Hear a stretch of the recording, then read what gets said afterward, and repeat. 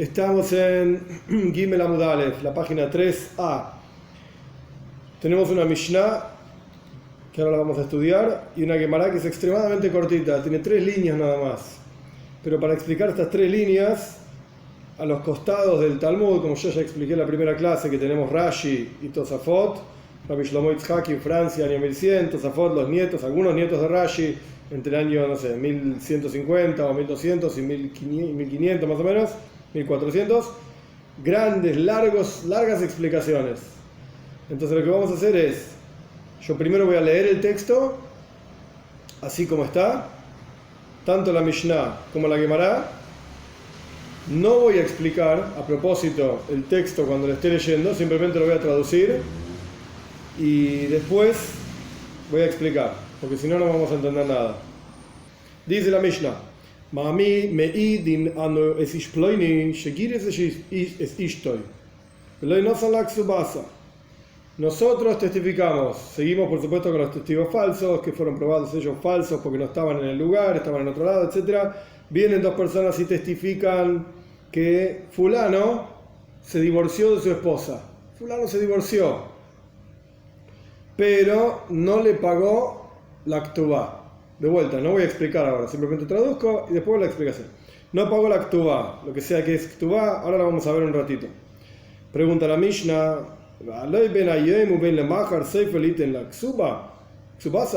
¿acaso no será que hoy o mañana, al fin y al cabo, le va a tener que pagar a la mujer, el hombre a la mujer la ktubá? Entonces la pregunta en realidad de la Mishnah es: ¿cuánto se le hizo perder a este marido con el testimonio falso, porque los testigos son falsos? ¿Cuánto dinero se le hizo perder, o se le quería hacer perder, de manera tal que nosotros podamos aplicar? Le vas a hacer a ellos, a los testigos, como ellos intentaron hacerle al acusado. ¿Cuánto les hacemos pagar a los testigos? La Mishnah responde: medimos, analizamos, sopesamos, una cosa así, cuánto una persona querría pagar por la ktubá de esta mujer, Shimni Salmena, que si se queda viuda, o sea, se muere el marido, Oinis Garsha, o el marido la divorcia, Veim Meisa, y si se muere, Irashena Baila, la hereda el marido. Esta es la Mishnah. Asumo que no se entiende nada, ningún problema. Vamos a la Gemara. Son 3 líneas nada más, por eso prefiero leerlo y después lo analizamos. Keitzat Shamin, ¿cómo analizamos? La Mishnah decía que analizamos, todavía no, ya sé que no se entendió ni qué analizamos, ni cuánto, ni cómo. Paciencia. ¿Cómo analizamos? Omar Abjizda dice Abjizda Bebal. Analizamos al marido. Eso dice Abjizda. Rav Nasan Barishaya dice Rav Nasan Barishaya. Oimer Beisha. Analizamos a la mujer, no al marido, a la mujer. Omar Papa dice Rapapa, como tercer, digamos, rabino que introduce su idea. Beisho Bexubasa. Analizamos a la mujer y a la ktubá. Punto. Esto fue la Mishnah y esto fue la Gemara. Si yo terminase la clase acá, asumo que nadie entendió ni de qué estamos hablando. Vamos a la explicación de la cuestión. Primero que nada hay que entender qué es una ksubá. ¿Qué es una ksubá? Nuestros sabios cuentan, Maimónides escribe esto en forma clara y concreta, lo codifica. Maimónides es un codificador genial, fantástico. Maimónides cuenta así: antes de la entrega de la Torá, o sea, estamos hablando de la época desde el primer hombre, incluyendo a Abraham, Yitzhak, Jacob, etc. ¿Cómo se casaban las personas? ¿Cuál era la cuestión de un casamiento? Un casamiento significaba lo siguiente: un hombre encontraba una mujer que le gustaba, la mujer se le preguntaba, el hombre preguntaba: ¿querés vivir conmigo? ¿Querés casarte conmigo? Bueno, dale. Se iban a una casa, estaban juntos y este era el casamiento. ¿Join? Listo. El hecho de vivir juntos, eso era el casamiento mismo. Ahora, cuando ya no querían seguir más casados, por H o por B, por lo que sea, la mujer se iba de la casa, no volvía más, y a otra cosa, y se acabó. Y ahí uno se podía casar con otro, ella se casaba con otro, y se acabó. No existe una ceremonia de casamiento, ni una ceremonia de divorcio. Ninguna de las 2 cosas. Bien, esto era antes de la entrega de la Torá. Cuando Dios en el monte Sinai, ahora estamos cerca de Shavuot, Dios en el monte Sinai entrega a Shavuot, es la fiesta de la entrega de la Torá. Dios en el monte Sinai entrega la Torá, y como está escrito, Nitna Toiro Nishacho Aloha, fue entregada la Torá, se renovó la ley. La ley es la siguiente, en el pueblo judío, entre los gentiles no es así. Entre los gentiles sigue siendo como era antes. Un hombre se encuentra con una mujer, están de acuerdo en compartir la vida ellos dos, y simplemente comparten la vida y otra cosa. No es necesario ningún tipo de ceremonia. Ahora, entre los Yehudim la cosa cambió. A partir de la entrega de la Torá, hay que hacer lo que se llama Kiddushin. Kiddushin significa santificar. Esa es la traducción literal de la palabra Kadosh, Kedusha, santo, santidad, etc. Kiddushin significa que el hombre le da a la mujer un valor determinado, que en el mundo alágico es como si fuese una pruta. Una pruta es una moneda minúscula, o sea, un poquito de dinero que algún tipo de valor tenga, siempre y cuando la mujer esté de acuerdo, por supuesto. Una mujer no se puede casar contra su voluntad, no existe eso. Si la mujer está de acuerdo, hicieron Kiddushin. Kiddushin significa que están ligados este hombre con esta mujer, pero todavía no están casados. Están como si dijésemos comprometidos o algo por el estilo. Posterior al Kiddushin existe lo que se llama Nisuin. Nisuin es consumar el acto de matrimonio en forma concreta. Donde hombre y mujer viven juntos, y eso es un matrimonio. ¿Estamos? Nuestros sabios decretaron el concepto de una ksuba. En el hebreo sefardí sería ktubá. Una ksuba. ¿Qué significa la ksuba? La ksuba es un documento en el cual constan ciertas obligaciones del hombre hacia la mujer, y consta, y esto es lo que más nos importa en este momento, consta cuánto dinero el hombre va a pagar si quiere divorciarse de esta mujer. Volviendo al punto anterior, antes de la entrega de la Torá y cómo continúa siendo entre los gentiles, más allá, entre paréntesis, hay una ley, Dina de Malchus Dina, la ley del país es la ley. Si nosotros vivimos en Argentina para divorciarte tiene que haber una serie de condiciones, tienes que ir a un juez, abogados, etc. Y se hace el divorcio legal, digamos. Así como hay un casamiento civil, hay un divorcio civil. Bien, que consta de varias partes, etc. Más allá de esto, desde la perspectiva de la Torá, un gentil no necesita ningún trámite. Ningún trámite de casamiento. Directamente se junta con una mujer que ella quiera, etc. Ya está, se casaron. Y se divorciaron, ¿qué significa? Ya no viven más juntos, no están más juntos, no comparten la vida más entre ellos. Pero entre los Yehudim, más allá de la ley civil argentina o sea, del país donde uno viva, entre los Yehudim hay un trámite también. Y ese trámite es el documento mismo que se llama Ksuba. Y de vuelta, la Ksuba significa, nuestros sabios la decretaron, así está escrito el lenguaje en la Gemara, que no sea fácil para el marido divorciarse de esta mujer. Porque si no, suena como que es muy fácil la cuestión. Uno paga unos pesos, está con una mujer, no le gustaba a la mujer, la echa de la casa, se consigue otra y así sucesivamente va pagando unos pesos. La mujer está de acuerdo, vive con él un tiempo, después se divorcia y así uno se termina casando con cuantas mujeres quiera, se divorció de cuantas mujeres quiera. Nuestros sabios dijeron, sí, pero ¿qué pasa? La mujer que es divorciada, después no le es tan fácil vivir. ¿En dónde va a vivir? Si la casa era del marido. ¿Y con quién se va a casar? Etcétera. Entonces, nuestros sabios dijeron muy sencillo. Vos querés divorciarte, no hay ningún problema, paga. Después hay toda una discusión si ella tiene que estar de acuerdo en divorciarse, no tiene que estar de acuerdo. Originalmente no, podía ser divorciada por la fuerza. Posterior, al año 900 aproximadamente, Rabbeinu Gershom indicó que ella tiene que estar de acuerdo en divorciarse, pero es otro maíz, digamos, otra cuestión. El punto acá es, hay una ksuba, un decreto rabínico, una institución rabínica que se llama ksuba. La ksuba en sí contiene varias cosas, como dijimos anteriormente, obligaciones del hombre hacia la mujer, el dinero que el hombre paga si se quiere divorciar, y después hay diferentes cuestiones. Básicamente son dos más que son importantes, no van a aparecer literalmente ahora, sino más adelante, pero aprovecho ya que estoy explicando estas cuestiones ahora, lo explico ahora entero como la cuestión. Existen dos tipos de propiedades que la mujer ingresa al matrimonio, o sea, agrega ella al matrimonio. Propiedad número uno se llama Nichsei Meloig. Propiedad número dos se llaman Nixein Zoin Barzel. La traducción literal sería, Meloig no tiene una traducción en castellano, no existe ni una palabra en hebreo tampoco, sino que Meloig significa propiedades, Nixein Meloig, propiedades de tipo Meloig.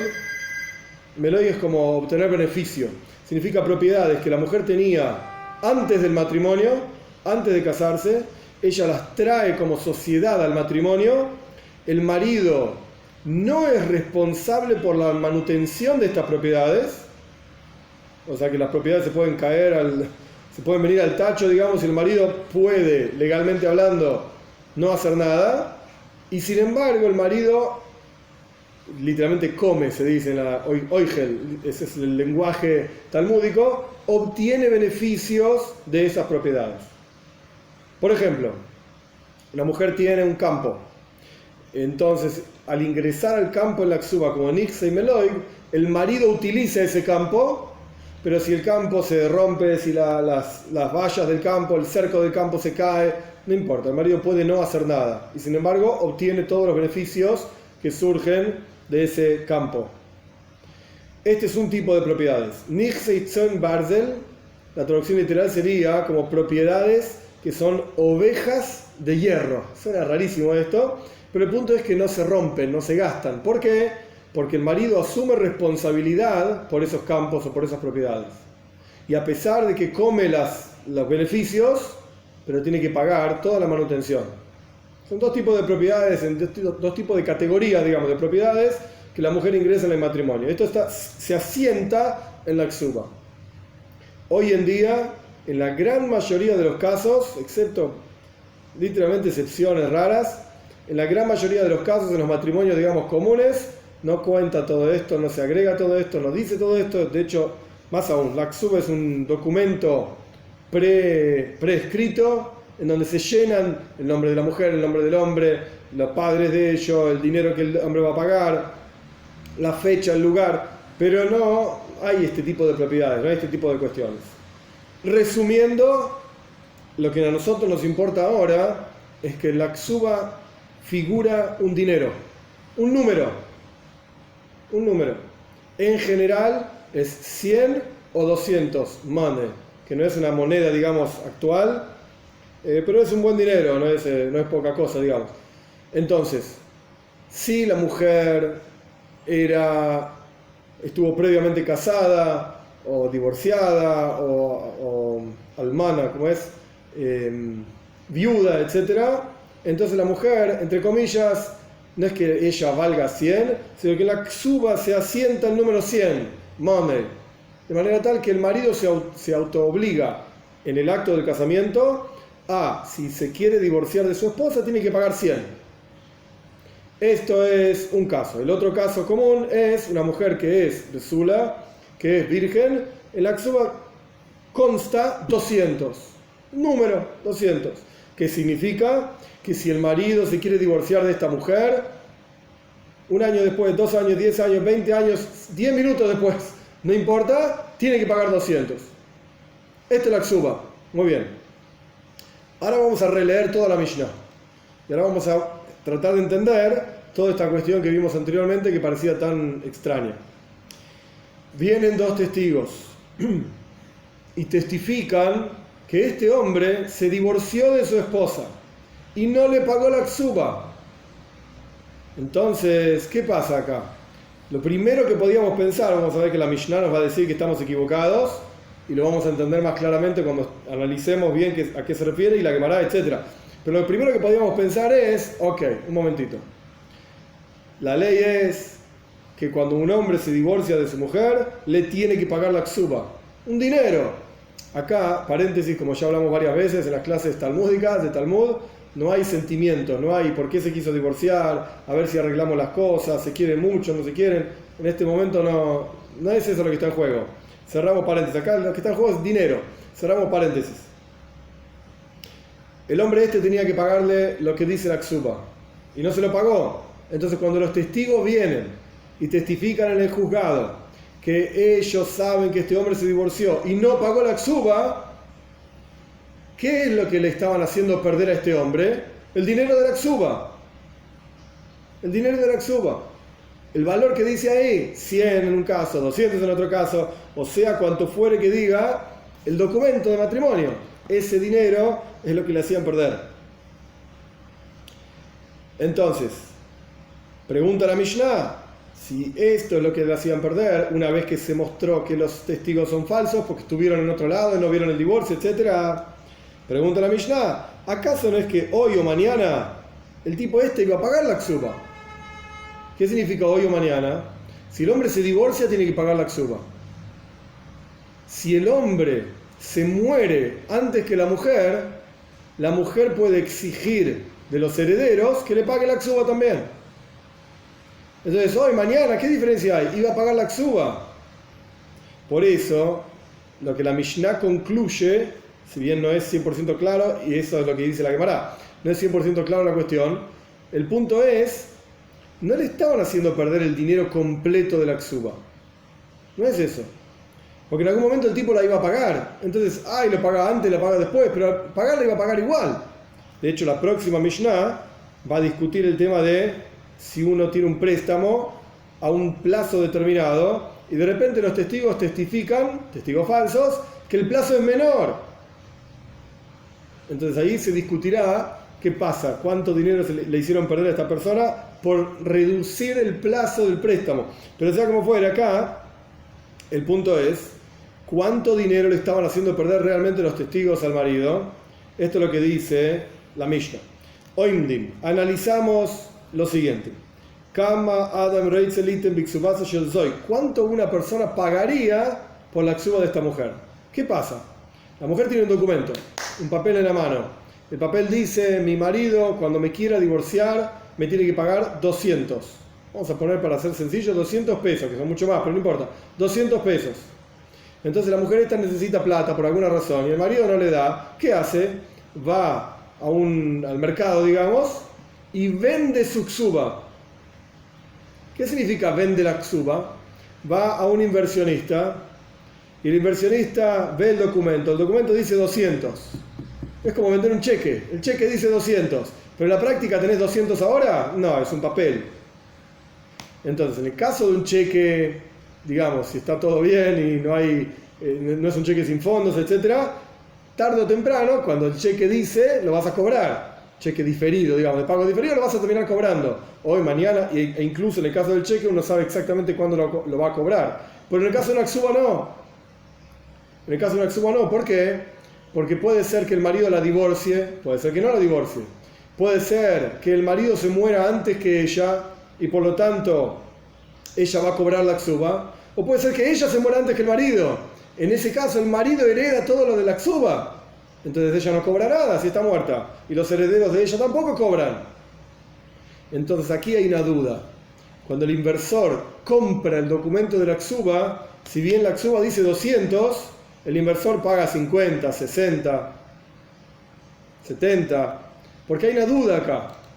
Y el inversor, ¿qué es lo que va a analizar? Bueno, a ver, esta mujer, ¿cuántos años tiene? Y la mujer esta tiene 95 años. Y bueno, lamentablemente en algún momento se muere. Y no falta mucho para que se muera. Entonces lo más probable es que ella termine muriéndose antes que él. Por lo tanto, el inversor no va a cobrar nada de la ksuba. O esta chica tiene 20 años. ¿Y el marido cuántos años tiene? El marido tiene 90 años. Y la chica tiene 20. Entonces, ¿quién se va a morir antes? El marido se va a morir antes. Seguramente. Entonces hay mucha mayor probabilidad de que el inversor cobre el dinero de la ksuba. Esto es lo que se va analizando. Esto es lo que la Mishnah dice, oimdim. Analizamos, el juzgado, el Beis Din es el encargado de analizar cuánto se pagaría por esta ksuba en el mercado. Por eso la Mishnah dice, Imni Salmena, si ella queda viuda, o sea que él se murió primero, o Inis Garsha, o él divorció a la esposa, en cuyos dos casos, tanto si ella queda viuda, o sea él se muere, o él la divorcia, la mujer está en condiciones de cobrar esa ksuba. Ahora, si la mujer vendió esa ksuba, es como si hubiese vendido el documento, vendió el cheque, por así decir, entonces el que cobra la ksuba es el inversor. Y ahí sí el inversor cobra 200, en cuyo caso fue un buen negocio. Pagó 60, 70 y en algún momento terminó cobrando 200. Estuvo bien el negocio. Pero puede salirle mal. Pagó 60, 70 y la tipa se murió antes que el tipo chao, perdió. El inversor no cobra nada. ¿Se entiende? Sí. Bien. Esa es una opción. Y la otra opción, que es lo que dice la Mishnah, Vein Meisa, pero si ella se muere primero, y la llena baila, perdiste. El marido es el que hereda todo lo que dice la Ksuba, y automáticamente el inversor perdió todo su dinero. ¿Estamos? Bien. Ahora, una vez que entendimos la Mishnah, la Gemara lo que analiza es un paso más, digamos, un nivel más de análisis y un nivel más de profundidad.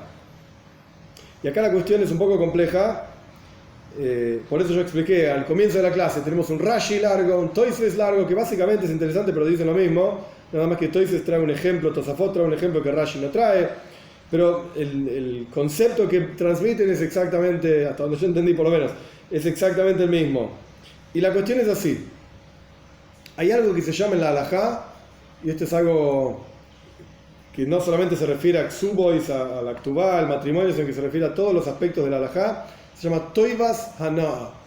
Toivas Hanaa es, como yo expliqué antes, el beneficio de esta Ksuba.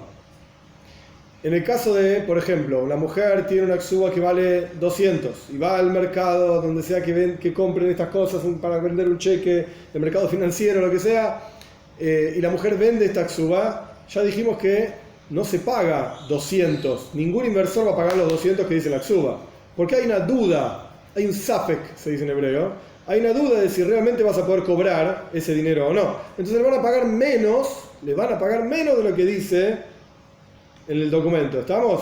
Le van a pagar menos. Bien. Llamamos Sfeika, la duda de ella, a que la posibilidad de que el marido se muera o de que el marido la divorcie. ¿Estamos? Esto se llama Sfeika, la duda de ella. Llamamos Sfeikoi, la duda de él, en beneficio de él, que ella se muera antes. ¿Estamos? Entonces supongamos lo siguiente, tenemos dos dudas acá. Básicamente, si se muere el marido primero o el marido decide divorciar a la esposa, o si la esposa se muere primero, en cuyo caso el marido es el que se queda con todo el beneficio de la ksuba. ¿Estamos? Entonces, si la mujer es la que va al mercado a vender su ksuba, el valor que le van a dar porque ella esté vendiendo su propia ksuba es, por ejemplo, si la ksuba dice, vamos para poner números más sencillos, si la ksuba dice 100, el dinero que le van a dar es 40. ¿Por qué? Automáticamente el dinero que le darían al marido es 60, ¿sí? El valor de la duda de él, o sea, si él vendiese el documento, es mayor que si ella vendiese el documento. Y la razón es la siguiente, Rashi explica, Tosafot explica, por estas propiedades que yo mencioné anteriormente. Nixein Beloik y Nixein Barzel. Las propiedades que el marido obtiene beneficio pero no las cuida, y las propiedades por las cuales es responsable de cuidarlas también. El marido es muhzak, se dice. El marido tiene estas propiedades en su poder. Al tener estas propiedades en su poder, obtiene los beneficios que se derivan de estas propiedades. Si es un departamento, obtiene el alquiler. Si es un campo, obtiene los frutos del campo. Entonces el marido tiene una ventaja al respecto de la mujer. La mujer, a pesar de ser la dueña de esas propiedades, pero no las tiene en sus manos. No puede obtener ningún beneficio de esas propiedades. Por eso es que si la mujer va a vender este documento en el mercado, a ella le van a dar 40. Si dice 100, le van a dar 40. Si él lo fuese a vender, que en realidad no es que tenga en su poder la ksuba. La ksuba está en poder de la mujer y tiene que estar en poder de la mujer. Pero en la práctica, si la duda, digamos, si él fuese a buscar plata por su propia duda de su propio safek, o sea, el valor que él tiene en sus manos porque su esposa tiene una ksuba, le darían 60, no 40. ¿Estamos hasta acá? Fundamental entender estas dos cuestiones, porque esto es lo que la Gemara va a analizar. ¿Qué es lo que medimos? ¿Qué es lo que medimos? Rashi explica así. Rashi explica de la siguiente manera. Cuando una posibilidad es, que esto es lo que dice Rav Nassim bar Oishaya, Oimer Beisha, la mujer, ¿qué es lo que analizamos cuando esta mujer va a vender su ksuba en el mercado? Lo que analizamos es, de vuelta, si ella es anciana, si ella es joven, si hay peleas en la pareja, porque si hay peleas es más probable que se divorcien, y si hay muchas peleas se van a divorciar más rápido. Entonces analizamos todo lo que tenga que ver con ella. ¿Cuánto se le daría a ella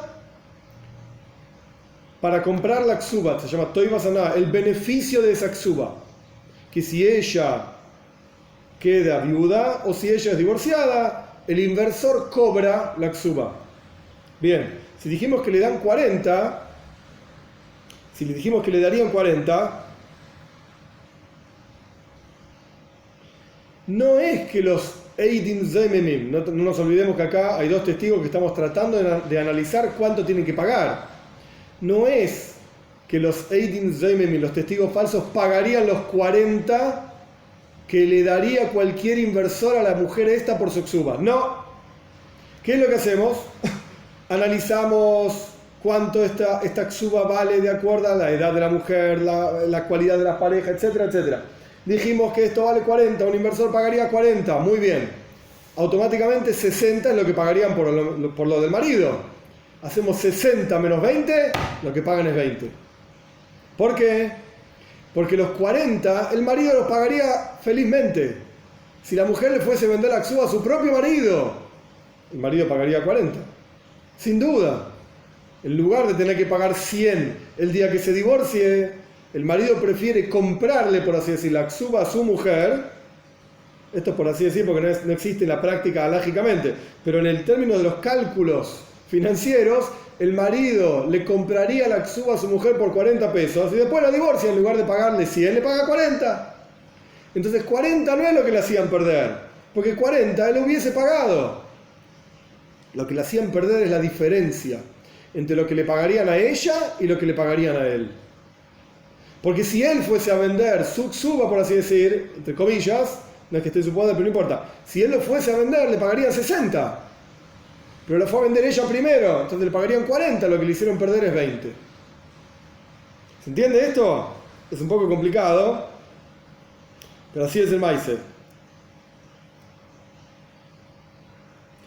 Esto es, de acuerdo a lo que dice el Talmud acá, la opinión de Rav Nassan bar Ishaya, que esto es lo que se analiza, es el valor que viene de parte del lado de la mujer. Ahora, de parte del lado del marido, Rav Hizda dice Bebal, analizamos al marido, o sea, cuánto es lo que a él le pagarían por este negocio de la ksuba, cuánto es lo que a él le pagarían, no lo que a ella le pagarían. O sea, si la mujer es muy anciana, entonces ella se va a morir antes que él probablemente, si él no es tan anciano o lo que sea, entonces a él le pagarían más todavía, porque al pagarle al marido el valor de la ksuba, lo que significa es que cuando ella se muera, no es el marido el que va a heredar todo lo que dice la ksuba, sino que lo va a heredar el inversor que puso dinero para comprar, digamos, el mérito de heredar esa ksuba. ¿Estamos? Es una cosa financiera bastante económica, no sé cómo decirlo, bastante rebuscada. Sí, es bastante rebuscada. Entonces, Rav Hizda dice, analizamos lo que a él le pagarían por el mérito de, en lugar de que cuando ella se muera, él, el marido, herede la ksuba, lo hereda, entre comillas, la recibe el dinero, el inversor. En este caso, en el ejemplo que nosotros dimos, que es el ejemplo que da Toyspace, serían 60. Esto es lo que dice Rav Hizda. Rav Nassan bar Ishaya dice, Baisha, no, analizamos a la mujer, ¿cuánto le darían a ella? ¿Cuánto le darían a ella? Que sería 40, esto es lo que dijimos, y no dan 40, porque 40 pagaría el marido, hacemos 60 menos 40, 20 es lo que paga. Eso es lo que realmente los testigos le estaban haciendo perder al marido, porque el marido pagaría los 40 alegremente, pero faltan 20 para lo que le pagaría un inversor. El inversor pagaría 60, no 40. Entonces le están haciendo perder 20. El marido pagaría 40, vuelta, lo repito para que quede claro. El marido alegremente pagaría 40 para no tener que pagar después 100 cuando se divorcie de su esposa. El marido alegremente pagaría 40, pero un inversor pagaría 60. Entonces le estaban haciendo perder 20. Y después viene Rapapo, que la halajá es así. Be'isho be'ksubasa, dice. Analizamos dos cosas, acá hay varias explicaciones. Rashi dice, analizamos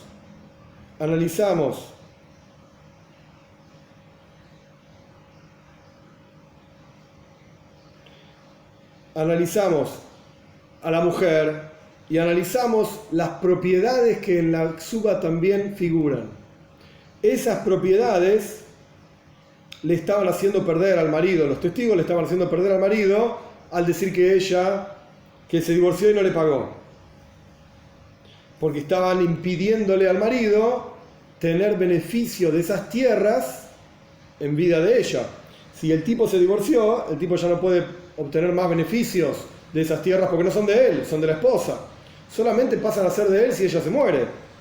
Quiere decir que él hereda todas las propiedades que la mujer puso en la ksuba. Pero si ella no se muere, si se divorcian, obviamente todas las propiedades salen del poder del marido y vuelven a la esposa. Las propiedades que eran de tipo Nixei Meloig, es decir, que el marido no se hace responsable por la manutención de esas propiedades, pueden llegar a estar totalmente destruidas. Son Barzel no, tienen que estar cuidadas.